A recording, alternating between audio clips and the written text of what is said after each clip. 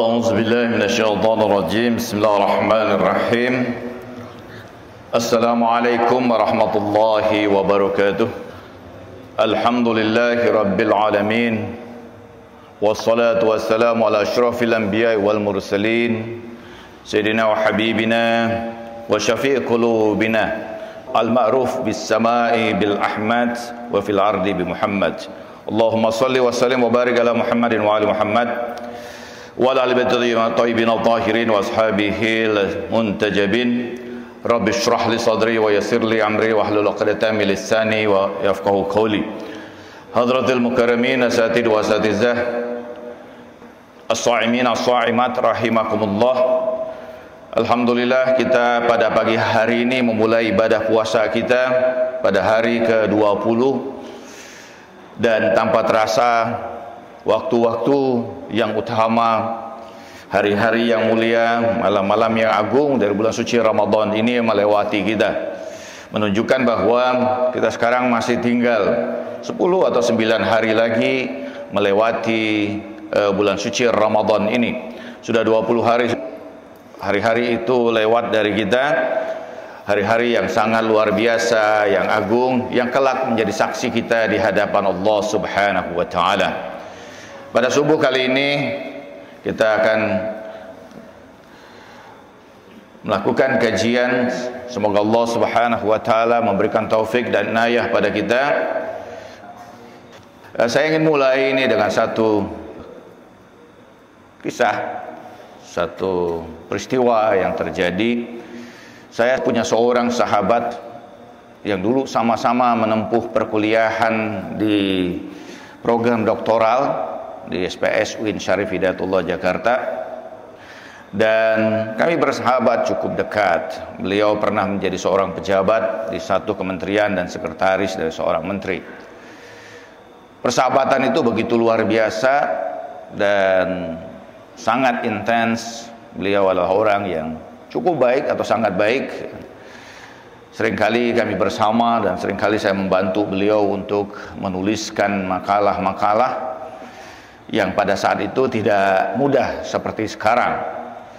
Kita masih menggunakan komputer yang besar dan programnya juga masih program yang tidak mudah, tidak seperti sekarang. Persahabatan itu begitu luar biasa, berjalan seiring waktu. Seringkali kami menghibur diri dari penatnya kuliah, kami ke puncak bersama-sama mengadakan kegiatan-kegiatan yang menghibur hati. Tapi saya hanya mengenal dari diri beliau, walaupun sangat dekat. Yang saya kenal hanyalah putranya, dan putranya dinamakan dengan salah satu nama kitab, ya. Saya tidak ingin sebutkan di sini karena ini terkait dengan kisah privasi beliau. Dan pada satu saat setelah beberapa lama persahabatan itu, saya juga sudah menyelesaikan perkuliahan saya, tapi beliau masih belum sempat menyelesaikan. Beliau meminta secara khusus agar saya mendatangi beliau di Bilangan, Bintaro. Rumah beliau terletak di tempat yang cukup lumayan di pinggir jalan di Bintaro, terdiri dari 2 lantai, dan baru pertama itu saya diundang khusus ke sana. Tidak seorang pun di antara sahabat kami yang pernah ke tempat itu. Saya melihat rumah itu agak sedikit gelap dan sebagian tempat itu cukup remang, bagian sudut-sudut rumah. Saya sudah merasakan ada sebuah aura yang berbeda di rumah ini, seakan ada peristiwa yang kurang baik terjadi. Tetapi saya mendiamkan itu, kita berbicara sampai pada satu kesempatan di antara pembicaraan itu beliau menyampaikan secara khusus. Dia berkata, "Khalid, saya ingin memberikan satu pesan, dan pesan ini tolong dijaga betul, hanya untuk Anda, hanya untuk saya." Saya mendengarkan secara lebih serius pesannya itu. Dia bercerita, "Alhamdulillah, anak saya sekarang," dan saya mengantarkan anaknya kuliah di ITB, saya yang ikut mengantarkan ke ITB pada saat itu. Beliau berkata, "Alhamdulillah, anak saya sudah kuliah dan saya sekarang sendiri." Saya tidak ingin bertanya lebih lanjut, saya hanya ingin mendengarkan pada saat itu. Dia berkata, "Ada satu peristiwa yang ingin saya ceritakan dalam hidup saya ini. Dan peristiwa ini tidak pernah saya ceritakan kepada siapapun kecuali kepada Anda, bahwa saya dengan ibunya anak saya ini menikah. Dan perjalanan pernikahan itu berjalan dengan baik. Sebelum lahirnya putra saya ini, menjelang Lebaran hari raya kami mudik ke Jawa Tengah, dan ketika kembali ada hal aneh. Di kendaraan itu istri saya mulai berbicara tentang hal-hal yang menyakitkan hati saya. Saya berpikir ini kemudian mungkin dia ada masalah atau apa. Tapi semakin dalam perjalanan itu kami berdua, beliau menggunakan kata-kata yang sangat tidak mengenakkan hati saya. Hampir saja kendaraan itu saya tabrakkan. Tetapi pada saat itu saya masih berpikir dengan baik, sehingga sampailah ke rumah. Kemudian setelah beberapa waktu istri saya melahirkan anak saya ini, anak laki-laki. Tapi saya melihat ada hal janggal terjadi ketika dia memandikan anak saya. Hampir anak saya itu tenggelam, dibiarkan tenggelam oleh air yang kemudian melimpah. Tapi segera anak saya keluarkan dari keadaan itu. Hari berhari berlanjut, saya melihat bahwa istri saya, setiap kali ada sahabat saya, ada teman saya yang bersama dengan saya, selalu muncul pikiran negatif. Saya berpikir kenapa ada persoalan yang di hati dia, selalu keadaannya suuzon, dan selalu pikiran-pikiran negatif itu muncul pada dirinya. Sampai satu saat saya sedang berada di kantor, tiba-tiba Pak RT menelpon saya. Istri saya terjun dari lantai 2 rumah kami, mukanya hancur, dan saya bawa ke rumah sakit pada saat itu. Dari situlah saya mengetahui bahwa istri saya itu mengidap skizofrenia. Saya membawa dia bahkan sampai ke luar negeri, baik secara medis maupun alternatif, tapi itu tidak menyembuhkan keadaan istri saya, bahkan semakin parah.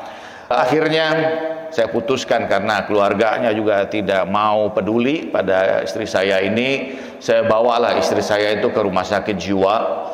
Saya mencoba untuk mencari alternatif lain, tapi tidak bisa, bahkan keadaannya semakin buruk, sehingga saya tinggalkanlah istri saya itu di rumah sakit jiwa. Dan lumayan pada saat itu pengobatan rumah sakit jiwa itu cukup mahal. Setiap bulan saya harus menyetor uang yang sejumlah besar. Tetapi keadaannya bukan membaik, tapi malah memburuk. Sampai satu keadaan dia sudah tidak mengingat saya lagi. Hanya kekosongan ketika saya menjumpai dia. Dan hati saya betul-betul terluka. Dan satu kesempatan saya membawa anak saya yang pada saat itu masih bayi. Saya mencoba untuk menarik perhatian dia dengan anak saya. Saya biarkan anak saya itu nangis di hadapan dia, tapi dia tetap dalam keadaan kosong.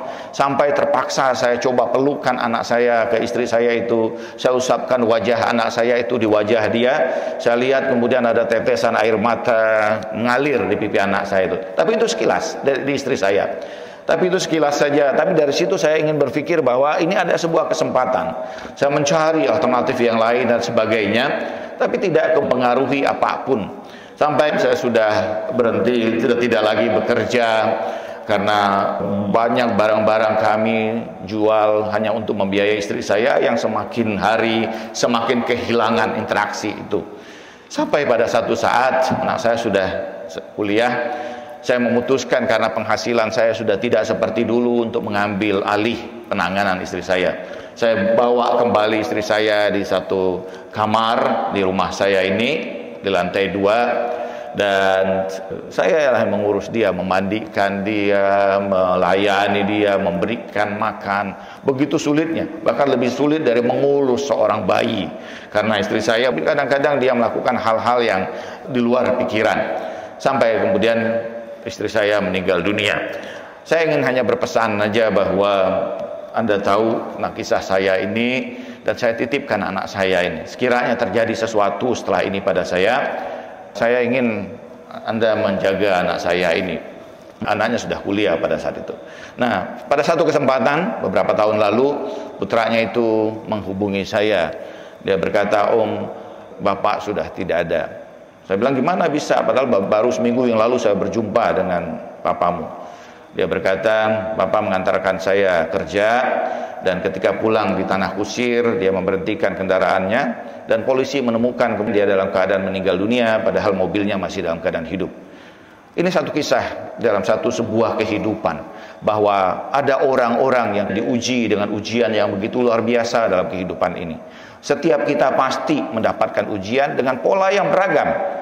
Setiap orang pasti punya persoalan, setiap orang pasti punya kesulitan, setiap orang punya deritanya masing-masing, setiap orang tentu punya kisah dan peristiwanya masing-masing. Anda, saya, atau beberapa sahabat kita, mungkin kita melihat seakan di luar orang ini selalu dalam keadaan ceria, wajahnya penuh dengan senyuman. Tetapi kalau kita mengenal lebih jauh, kita akan mendapati pasti di balik kehidupan itu ada kisah, ada persoalan. Problem-problem dalam kehidupan itu ada hal yang alamiah terjadi dalam kehidupan kita. Kita tidak pernah bisa mengelak dari keadaan itu. Allah Subhanahu wa taala di dalam surah Al-Baqarah 153 menyebutkan wala nabluwannakum bisyai'in minal khaufi wal ju' wa naqsin minal amwali wal anfusi was samarat wa basyirus sabirin allazina idza asabatuhum musibah qalu inna lillahi wa inna ilaihi raji'un wa salawatu ulaika allazina salatu alaihim wa rahmah wa ulaika humul muhtadun. Al-Quran mengatakan bahwa ini rangkaian ayat yang sangat luar biasa. Allah mengatakan bahwa kami akan uji kamu itu dengan rasa khawatir, rasa lapar, kekurangan buah-buahan, kekurangan jiwa, dan beritakanlah berita gembira kepada hamba-hamba kami yang sabar. Siapa hamba yang sabar itu? Allah melanjutkan dalam ayat itu, yaitu ketika orang ditimpa oleh beragam persoalan itu, mereka berkata, innalillahi wa inna ilaihi raji'un. Sesungguhnya segala sesuatu berasal dari Allah dan semua kembali kepada Allah.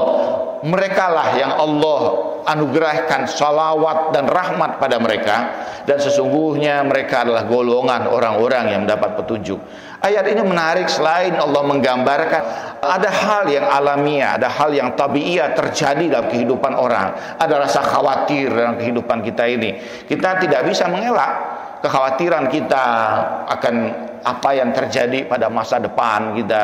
Dulu kita menikah dengan keberanian, tapi setelah itu muncul kekhawatiran. Bagaimana kehidupan kita berikutnya? Atau kita ketika kita punya anak, kadang-kadang ada khawatir pada kita. Ketika anak kita memulai pendidikannya, dia pergi dari kita juga ada kekhawatiran. Itu hal alamiah. Allah katakan itu. Ada rasa kekurangan jiwa, sakit dan sebagainya. Tidak ada orang di dunia ini yang tidak pernah mengalami sakit. Sakit itu hal yang alamiah. Sakit itu bukan sesuatu yang buruk sebenarnya. Sakit itu justru mengolah daya tahan tubuh kita. Rasa sakitnya sendiri sebenarnya sebuah alarm bagi tubuh kita bahwa ada terjadi disharmoni di dalam tubuh ini. Sehingga dengan alarm itu kita segera mengetahui dan segera kita berusaha untuk menyelesaikan problem yang ada pada diri kita. Rasa sakit itu mungkin bisa disebabkan oleh hal yang di luar seperti virus atau bakteri, atau bisa dari keadaan diri kita sendiri. Semakin tua kita, tidak ada kita yang semakin muda sih. Tampilan boleh semakin muda, tapi usianya tua. Walaupun ada juga orang-orang yang sudah tua tetap aja gaya muda. Sehingga dalam patah Arab dikatakan ajabtu an syai'an asyabun yatasyayyakh wa syekhun yatasyabbab. Aku heran pada dua hal. Ada anak muda yang cepat sekali tua, gayanya kayak anak orang tua aja. Tapi ada orang tua yang masih gayanya anak muda aja. Udah usia 55 tahun masih main game aja gitu kan. Dan Allah mengatakan, menarik di sini, beritakanlah berita gembira kepada mereka orang-orang yang sabar ini. Siapa? Orang yang menyadari bahwa ini semua dalam proses kehidupan kita ini tidak lepas dari lingkaran kekuasaan Allah. Segala sesuatu berasal dari Allah dan kembali kepada Allah. Ini kekuatan yang terjadi pada orang yang beriman. Walaupun kadang-kadang ayat ini hanya dinisbahkan ketika kematian terjadi. Beberapa tahun lalu menakutkan kita gitu. Masjid ini selalu diucapkan sebentar-sebentar innalillahi wa inna ilaihi raji'un. Kita mikir siapa lagi ini kan. Pada saat itu memang malaikat Israel sedang panen gitu ya. Berapa banyak, saya menghitung mungkin kurang lebih ada 17 teman-teman dekat saya yang meninggal karena COVID waktu itu. Nah, tetapi di ayat berikutnya menarik lagi, ayat 155 itu Allah bersolawat kepada orang-orang ini. Kalau kita biasa baca dalam Al-Quran, innallaha malaikatahu shalluna 'alan nabi ya ayyuhallazina amanu, Allah bersalawat kepada Nabi. Tetapi bahwa pada ayat itu Allah bersolawat kepada siapa? Orang-orang yang sabar ini. Menunjukkan kepada kita bahwa apa?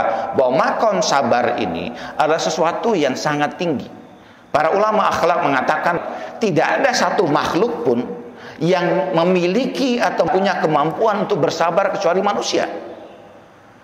Allah menyebutkan salah satu sifatnya dari 99 Asmaul Husna, nama ke-99 itu As-Sabur, yang maha sabar, yang begitu sabarnya. Saya kadang-kadang bayangkan Pak, bahwa kalau kita jadi Tuhan, hancur dunia ini. Ini sudah kita kasih nikmat terus-menerus, ternyata dia justru melakukan keburukan pada kita. Wah, ini luar biasa gitu kan. Tapi Allah begitu sabarnya. Bahkan dalam hadis Rasulullah mengatakan, kalau ada orang yang tidak mau bertobat gitu, Allah berikan waktu yang panjang pada usianya. Kalau dia mau meninggal dunia setahun lagi, Allah masih terima taubatnya. Kalau dia mau meninggal dunia itu tinggal 1 bulan lagi, Allah masih bukakan pintu taubat baginya. Kalau meninggal dia masih dianggap panjang seminggu lagi, Allah masih bukakan pintu taubat. Kalau 1 hari lagi dia mau meninggal dan dia masih belum mau bertobat, Allah masih terima, masih bukakan pintu taubatnya. Sampai kemudian ruhnya itu berada di tenggorokannya. Ini betapa luasnya. Allah mengatakan rahmati wasi'at kulla syai', rahmatku meliputi segala sesuatu. Nah, dan satu lagi bahwa apa? Bahwa hanya manusia, makhluk satu-satunya yang punya sifat ini. Ini menunjukkan, kata para ulama akhlak, bahwa ini sifat yang merupakan sifat tafadduliyah lil insan, sifat keutamaan, sifat kemuliaan bagi manusia yang tidak dimiliki oleh makhluk yang lain. Kalau malaikat memang mereka tidak punya amarah, memang ditetapkan begitu, kecuali mungkin malaikat Malik yang penjaga neraka. Tapi misalnya pada binatang tidak ada punya sifat sabar. Dia hanya karena instinktif laparnya atau kenyangnya saja, dia tidak mau makan mangsanya karena sudah kenyang. Tapi manusia di hadapan kemudian dorongan, ambisi, keserakahan dan sebagainya, atau kemarahannya, dia bisa menahan itu semua. Sabar, misalnya para ulama mengatakan sabar huwa sumudul mustamir ala asya al mu'allimatan nafsiyan wa tahammuluha biruhi aliyah wa nafsi thayyibah duna izhari malami istiya wal infial ala alwajhi bihaitsu la takunu mar'iyah au mahsusa min kibalil akharin wa huwa wajib indal masaib. Sini dimaknai, nah sabar itu katanya adalah orang itu teguh dalam sesuatu yang membuat dirinya itu tidak enak, menyakitkan bagi dirinya. Dan dia dengan ruhnya yang agung, yang tinggi itu, dia menahan derita itu. Dan dengan jiwanya yang baik, dia tidak memunculkan perkataan-perkataan yang jelek atau tindakan-tindakan yang bertentangan dari hal yang baik, atau kemudian melakukan hal yang buruk kepada orang lain. Dan ini adalah satu hal yang wajib bagi orang yang mendapatkan musibah. Sabar artinya, makna singkatnya sabar itu tahammul alal masaib al muskilah atau masyakil al mu'allamah. Sabar itu adalah jiwa kita ini mampu menanggung derita atau beban yang ditimpakan itu. Dan tingkatan kesabaran seseorang tentu berbeda satu dengan yang lain, tergantung dari apa? Dari kualitas jiwanya. Ada orang seringkali berkata sabar ada batasnya. Tidak. Yang batas itu kenapa? Karena kualitas jiwa kita. Jiwa kita yang tidak kuat menanggung itu. Ada orang lain yang lebih kuat dari kita mampu menanggung itu. Bahkan kalau kita lihat misalnya, atau kisah-kisah para nabi, kisah-kisah para kekasih-kekasih Allah, mereka menanggung kesabaran yang begitu luar biasa. Kehidupan mereka itu penuh dengan beragam derita. Karena itu kita bisa mengatakan Allah memerintahkan kepada Rasulullah SAW. Allah mengatakan sabarlah kamu sebagaimana sabarnya ulul azm. Allah mengatakan fasbir kama sabara ulul azm. Sabarlah sebagaimana ulul azm. Kenapa Allah mengatakan ulul azm ini? Ulul azm sebagai contoh betapa ada kemudian hamba Allah yang menanggung derita luar biasa. Ulul azmin sebagian mengatakan bahwa seluruh nabi adalah ulul azm. Azm itu artinya derita, Pak ya. Jadi kalau misalnya kita menyebut misalnya pada tahun ketika ditimpa Covid itu berguncang kan kehidupan ini. Disebut sebagai sanatul azmiyah. Jadi keadaan di mana kesulitan-kesulitan itu begitu luar biasa. ulul azmi ini adalah orang-orang atau para nabi yang menanggung derita itu luar biasa. Tapi sebagian mengatakan, seperti dari Ibnu Abbas mengatakan bahwa apa? Bahwa ulul azmi itu ada 5. Yang pertama Nabi Nuh alaihissalam, yang kedua adalah Ibrahim, yang ketiga adalah Musa, yang keempat adalah Isa, dan yang kelima adalah Rasulullah sallallahu alaihi wasallam. Kita saksikan di antara kelima para nabi ini. Nabi Nuh misalnya 950 tahun berdakwah, tidak seorang pun.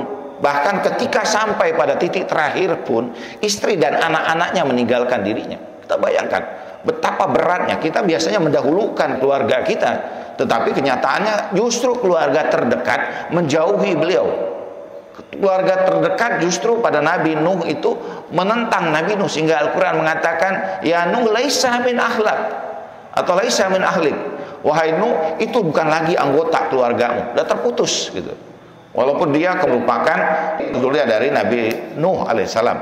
Artinya bahwa kesabaran pada setiap orang tentu berbeda, bergantung pada kualitas jiwa kita masing-masing ini.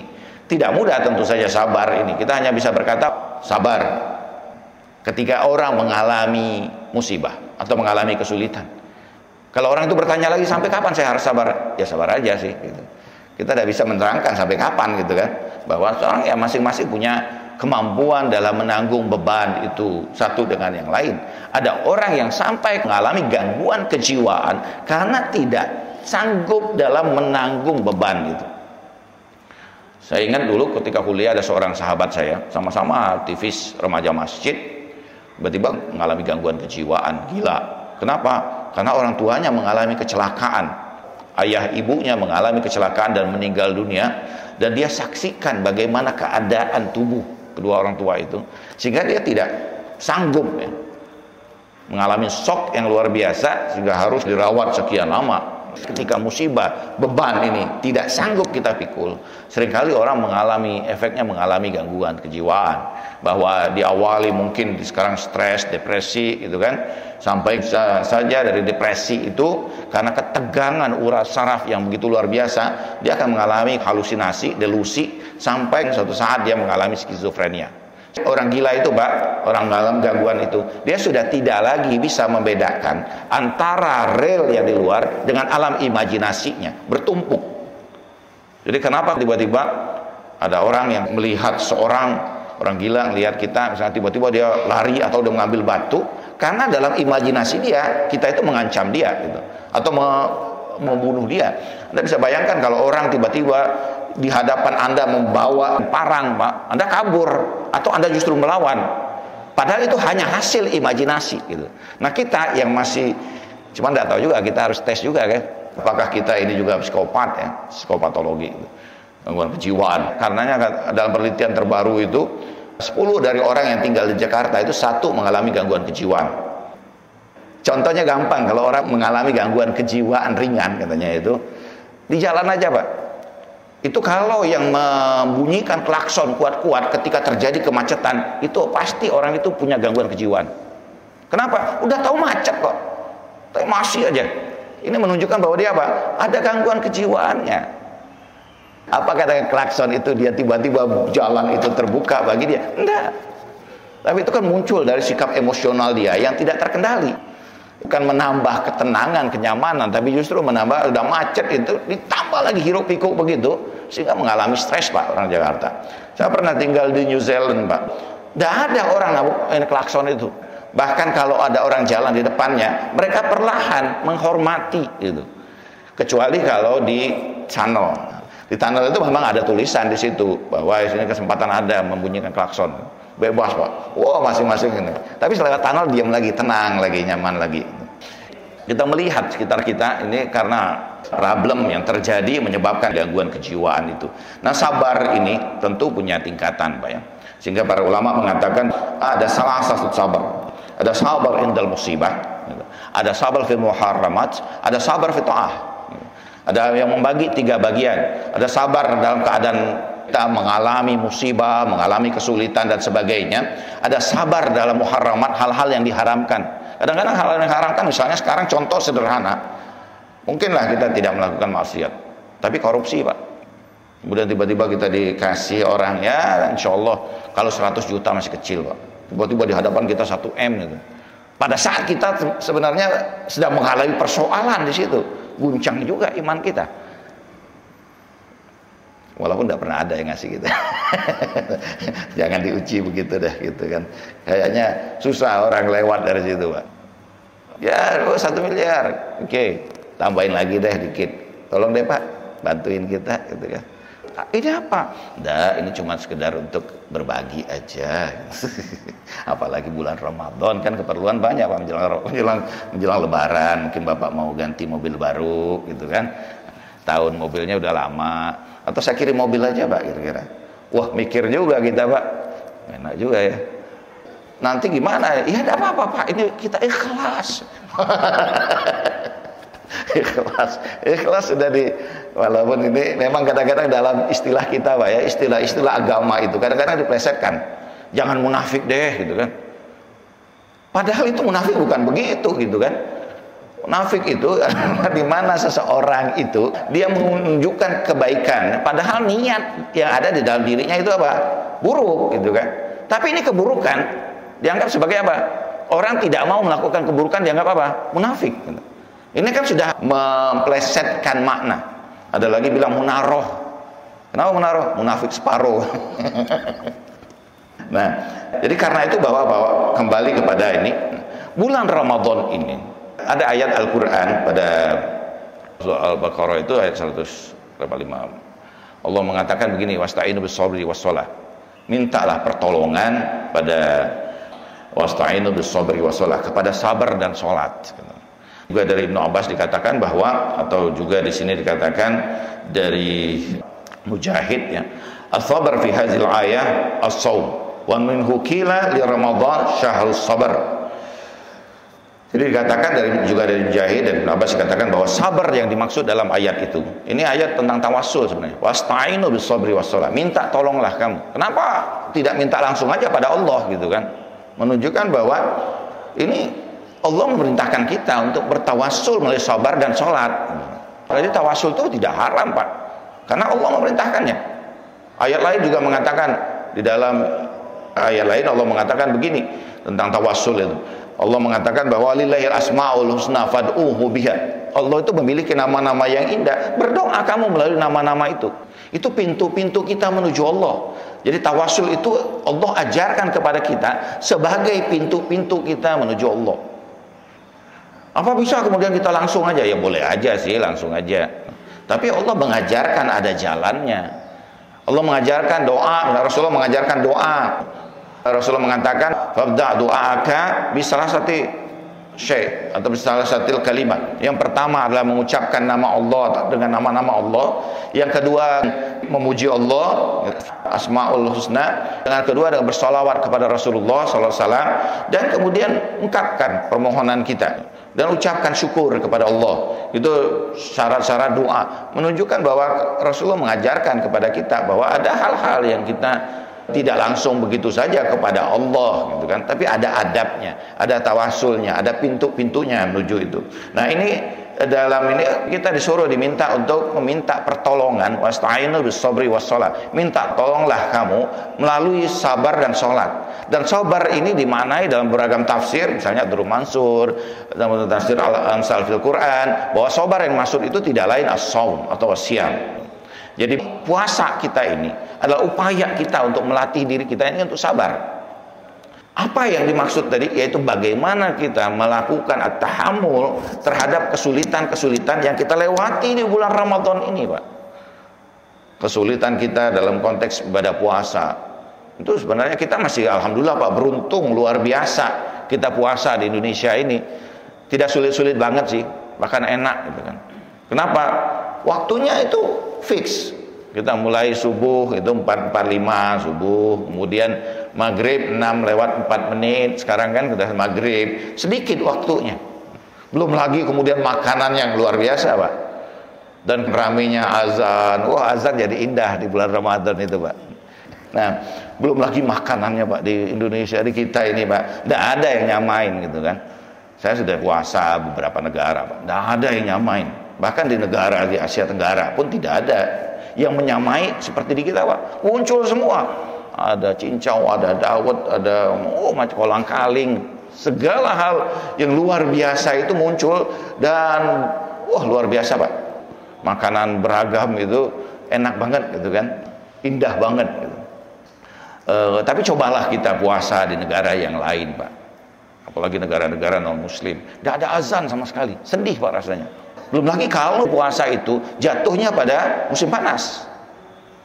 Musim panas itu siangnya panjang, subuhnya 3:30 atau jam 3 subuh, malamnya jam 10 atau setengah 11 malam Pak, dengan panas 50 derajat Celcius, mateng Pak, tidur gitu kan. Kalau tidur kita enak Pak, tahu udah deket azan asar gitu kan, di sana tidur masih bangun masih siang lagi gitu. Kapan ini maghribnya? Berat Pak gitu kan. Nah itu yang kemudian dikatakan bahwa sabar itu betul-betul menahan, puasa itu menahan derita, lapar dan dahaga. Kalau kita sih masih alhamdulillah gitu kan, luar biasa. Nah, orang-orang yang sabar ini dipuji oleh Allah Subhanahu wa taala, ada beragam pujian. Yang pertama misalnya Allah akan jadikan wa ja'alna minhum a'immatan yahduna bi amrina lama sabaru. Kami akan jadikan mereka itu pemimpin-pemimpin yang mendapatkan petunjuk dari kami ketika mereka sabar. Jadi orang-orang yang besar itu kan melewati sabar yang panjang Pak. Mereka menghadapi, tadi saya menulis bahwa ada sabar yang ideologi. Sabar ideologi itu kan orang-orang besar yang merubah sejarah ini. Mereka melewati beratnya beban di penjara, disiksa, tapi mereka terus dalam kesabarannya itu untuk ingin mewujudkan nilai-nilai yang mereka harapkan terjadi. Sehingga muncullah kemudian tokoh-tokoh besar itu yang luar biasa. Dan ini gambaran Al-Quran, janji Allah. Wa ja'alna minhum a'immatan yahduna bi amrina lamma sabaru. Dan kami jadikan mereka itu sebagai pemimpin-pemimpin yang mendapatkan petunjuk urusan kami karena mereka itu sabar. Ketika mereka itu sabar, lama sabaru. Tokoh besar seperti misalnya Muhammad Gandhi, kan kita lihat, kemudian Nelson Mandela, Che Guevara dan sebagainya, itu orang yang mengalami derita luar biasa Pak, disiksa, dipenjara, diasingkan dan sebagainya, tapi mereka terus dalam komitmen mereka itu sehingga terwujud apa yang mereka harapkan. Soekarno misalnya, dan itu janji Allah di dalam Al-Quran. Jadi Allah akan letakkan mereka sebagai orang-orang yang luar biasa karena kesabaran itu. Allah Subhanahu wa taala memberikan juga bahwa memberikan berita gembira, wa basyirus sabirin. Kemudian apa lagi bagi orang sabar ini? Allah bersalawat untuk mereka. Salawat itu kan doa Pak sebenarnya. Salawat itu curahan apresiasi dari Allah kepada orang-orang yang mulia, pada Rasulullah dan kepada kepada orang-orang yang sabar.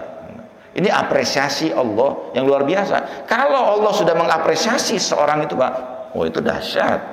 Artinya bahwa hal-hal yang lain bisa terjadi. Kemudian Allah mengatakan innallaha ma'as-sabirin. Allah bersama dengan orang yang sabar. Bersama ini bukan berarti bahwa Allah itu ini, tapi bahwa betul-betul Allah menjaga orang yang sabar. Sehingga Rasulullah mengatakan ma yasbiru sabarahullah. Atau orang yang berusaha untuk sabar, Allah sabarkan dia. Allah yang menyabarkan dia, menguatkan dia. Innallaha ma'as-sabirin, Allah bersama dengan orang-orang sabar, Allah mendukung dia. Sehingga misalnya dalam orang Arab mengatakan if'al wa ana ma'akum. Lakukanlah, aku bersama dengan kamu. Bersama itu artinya mendukung kita. Jadi Allah Subhanahu wa taala mendukung orang-orang yang sabar. Allah selalu menjaga orang-orang yang sabar ini. Kemudian apalagi yang Allah berikan kepada orang-orang yang sabar itu? Yaitu kekhawatiran, hilangnya kekhawatiran, al-amn min fazail akbar yaumal qiyamah, bahwa hilangnya rasa kekhawatiran terhadap orang-orang yang sabar ini. Allah berikan kekuatan bagi mereka, Allah jaga, Allah lindungi mereka. Saja seperti yang tadi saya sampaikan, Allah mencurahi rahmat pada orang-orang ini. Jadi ada rahmat khusus, ada rahmat am. Kalau kita baca Bismillahirrahmanirrahim, Ar-Rahman yang pertama itu adalah gambaran rahmat Allah kepada seluruh makhluknya. Tapi Ar-Rahim itu adalah rahmat yang bersifat khusus. Bahwa rahmat yang umum ini diberikan pada siapa saja, seluruh makhluk. Allah mengatakan ada 100 rahmat dari sisi Allah, 1 tetes diteteskan di dunia ini, sehingga seluruh makhluk hidup dengan rahmat itu. Bayangkan Pak, 1 tetes. Sementara 99 tetes lainnya kami tangguhkan nanti di akhirat kepada hamba-hamba kami yang datang kepada kami dalam kebaikan dan ketaatan mereka. Kepada mereka lah kami berikan 99 rahmat itu. Betapa dahsyatnya. Kita 1 tetes saja ini sudah sangat luar biasa di dunia ini Pak ya. berat banget meninggalkan dunia ini gitu kan, atau berat banget hati ini melepaskan dari dunia, susah banget gitu. Kita senang, masih sangat senang, terutama untuk tingkat saya barangkali masih bahagia banget dengan hal-hal yang terkait dengan dunia ini. Padahal katanya itu berat tidaknya sakratul maut nanti tergantung ta'alluqul qalb ila dunia, yaitu apa? Tergantung bagaimana hati orang itu terikat dengan dunia ini. Semakin kuat ikatan itu, semakin berat dia meninggal dunia itu. Tapi semakin dia ringan gitu kan, bagi dia ada ya sesuatu yang ini satu bagian dari dimana Allah membuat kita bisa hidup, memberikan manfaat, beramal, mazra'atul akhirah gitu kan, kebun bagi akhirat kita. Ini sudah saatnya saya pergi, ya sudah. Orang-orang seperti itu bahkan Allah kuatkan mereka, Allah gambarkan di hadapan mereka hal-hal yang indah sehingga mereka ingin pindah ke alam lain itu begitu cepat, secepat-cepatnya. Ini jadi keadaan itu bagaimana kemudian dunia ini kadang-kadang memang menipu kita. Tapi keadaan ini adalah keadaan di mana kita kemudian memang ta'alluq itu menjadi sesuatu yang sangat berat ya, bahwa tapi semakin kuat ta'alluq kita. Karena itu misalnya dalam hadis Rasulullah mengatakan bahwa as-sabr mansa'uhul iman. Sabar itu sumbernya apa? Keimanan. Semakin kuat keimanan seseorang kepada Allah, semakin kuat kesabarannya. Tapi semakin lemah keimanan itu, semakin qalil, qasir sabarnya, semakin lemah, semakin da'af sabarannya, tidak kuat dia nagung itu. Bahkan ada orang-orang yang ketika Allah memberikan musibah pada dia, memberikan kesulitan rezeki misalnya, mereka mengatakan Allah menimpakan derita pada kami. Kalau Allah memberikan itu, dia menyebut Allah itu akramani. Kalau Allah menimpakan derita, dia menyebut apa? Ahanani. Dia menganggap bahwa apa? Allah menjauhi dia, Allah tidak sayang pada dia. Padahal kita lihat Pak bahwa siapa yang Allah timpakan musibah paling banyak? Itu adalah orang-orang yang paling dekat dengan Allah. Sehingga dalam hadis dikatakan, idza kharaballah fattakhizu bala'an jilbaban. Kalau kamu semakin dekat dengan Allah, maka siap-siaplah untuk menyelendangkan bala pada diri kamu. Kenapa? Allah uji. Semakin dekat kita, semakin besar ujiannya, goncangannya. Sehingga tidak ada kemudian orang yang lebih berat ujiannya dibandingkan oleh Rasulullah SAW. Sehingga dalam salah seorang ulama mengatakan, kalau saja musibah yang ditimpakan pada Rasulullah itu ditimpakan kepada dunia, dunia ini hancur. Karena begitu beratnya. Apa saja yang berat itu? Satu sisi kemudian dia menghadapi kaumnya sendiri, diusir dari situ, itu zahirnya Pak. Tapi beban berat dari amanah Allah ini bukan berarti bahwa Rasulullah itu Pak jadi Rasul sudah selesai semua, tidak. Ada proses di dalamnya. Sehingga Rasulullah mengatakan syayabatni surat Hud. Surah Hud itu telah menjadikan aku tua. Kenapa? Karena di dalam surah Hud itu ada ayat fastaqim kama umirta. Teruslah berjalan sebagaimana diperintahkan. Para ulama tasawuf mengatakan bahwa apa? Ini perjalanan ruhani Rasulullah yang semakin tinggi, semakin dekat dengan Allah, semakin berat perjalanan itu. Yang tentu kita tidak merasakannya. Kita hanya melihat beban yang ada dalam kehidupan dunia kita ini. Nah, ada juga sabar dalam taat. Sabar fi ta'ah, dalam ketaatan ini. Terus sabar mungkin ibadah puasa kita, mengurangi tidur kita, Pak ya. Dan di antara problem besar di bulan Ramadan itu bukan cuma ibadahnya Pak sebenarnya, tapi konsumerismenya. Sekarang betapa banyak pengeluaran kita, kadang-kadang lebih banyak, jauh lebih banyak dari bulan yang lain Pak ya. THR yang dapat, alhamdulillah THR, begitu pulang katanya habis. Jadi karena itu katanya bahwa apa? Kalau di awal Ramadan itu yang ramai apa? Masjid. Semua orang masjid. Di pertengahan Ramadan yang ramai apa? Mall. Menjelang akhir di mana Pak? Di stasiun, terminal, stasiun padat. Di 10 hari setelah Ramadan mana yang ramai? Pegadaian. Makanya pegadaian itu survive Pak gitu. Wah gitu. Mulailah kemudian disekolahkan STNK. Mudah-mudahan setika rumah kita tidak digadaikan Pak gitu. Nah ini kan kesabaran dalam ketaatan ini luar biasa berat. Terus konsistensi kita, di bulan Ramadan kita bangun malam, sholat tahajud, sholat tarawih, sholat ibadah-ibadah lain, Quran kita Pak luar biasa. Tapi cobalah setelah bulan Ramadan Pak.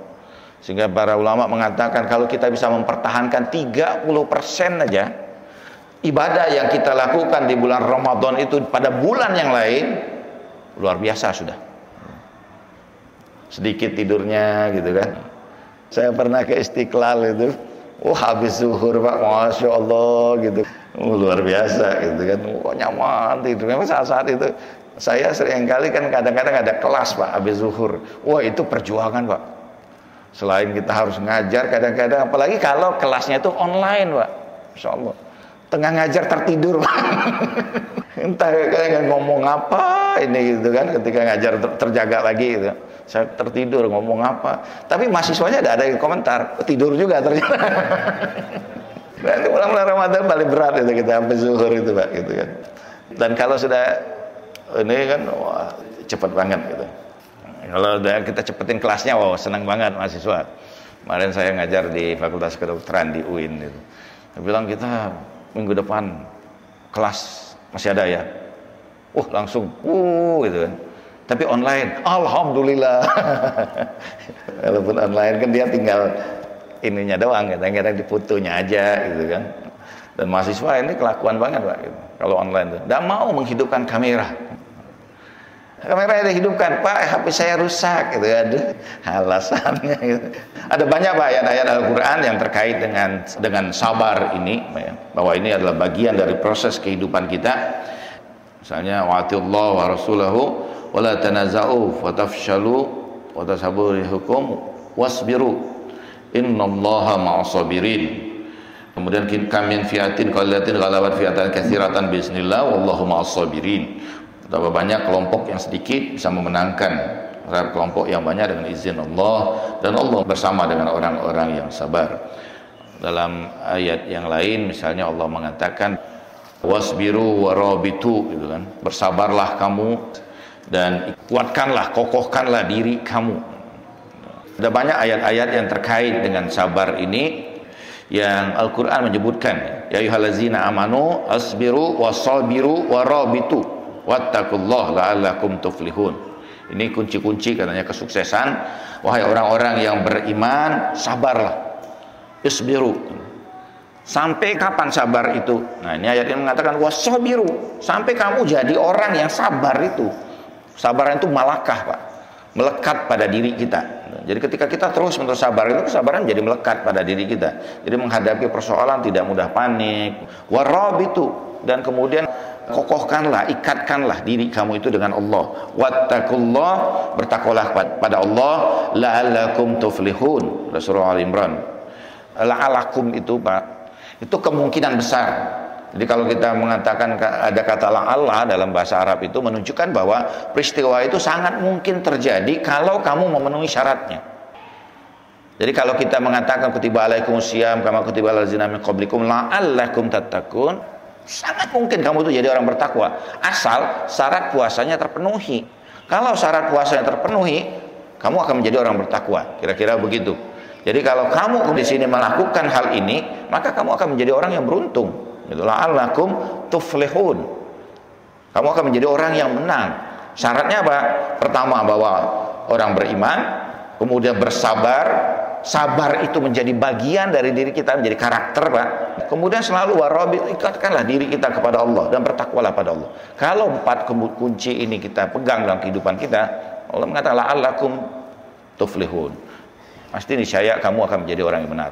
Nah, sebagai penutup ini ada satu hadis Pak sebenarnya dari kitab Kanzul Umar. Itu kita kumpulan hadis yang cukup besar ya. Walaupun di Kanzul Umar itu ada macam-macam hadisnya. Itu kan sudah hadis-hadis yang tercecer dan sebagainya, dikumpulkan kembali, nama kitabnya Kanzul Umar. Dalam hadis itu dikatakan bahwa ya rajulun fi yaumil qiyamah indallah, datang seorang itu di hadapan Allah Subhanahu wa taala. Kemudian Allah mulai menghisap dirinya, menghitung amal-amalnya itu, dan amal-amalnya kemudian banyak dibagikan kepada orang-orang lain yang pernah dia zalimi dalam kehidupan dunia, sehingga tidak tersisa amal itu lagi. Sehingga dia menangis, dia fabaka faqal ya Allah ma baqiya minni syai'an. Dia menangis dengan luar biasa sehingga dia berkata, ya Allah, tidak tersisa lagi pada aku sesuatu apapun. Sampai kemudian tiba-tiba faja'a sahaban ala ra'sihi, kemudian datang awan di atas kemudian kepalanya. Dan awan itu kemudian mencurahi kebaikan yang banyak sekali. Sampai dia mengatakan, "Mai hazas sahab." Apa awan ini? Awan apa ya Allah? Allah mengatakan itu adalah awan kesabaran, yang setiap kali engkau aku timpakan musibah dan engkau sabar terhadapnya dalam kehidupan duniamu, maka itu menjadi sebuah kebaikan yang sangat banyak yang akan datang pada yaumil kiamah dalam bentuk awan yang akan mencurahi dirimu dengan beragam kebaikan. Mudah-mudahan Pak, mungkin amal kita sedikit, kebaikan kita juga tidak banyak, kesalehan kita juga mungkin dipertanyakan, tapi mudah-mudahan dengan ibadah kesabaran kita terhadap beragam hal peristiwa kehidupan yang kita alami, dan kita selalu tunduk pada Allah Subhanahu wa taala, kita meyakini bahwa dalam keadaan apapun Allah tidak pernah meninggalkan kita. Sabar itu adalah bagian dari ujian dan kasih sayang Allah kepada kita. Mudah-mudahan dengan itu Allah mencurahi kita awan kebaikan nanti di saat penghitungan amal-amal kita yang tidak begitu banyak itu. Terima kasih. Wassalamualaikum warahmatullahi wabarakatuh.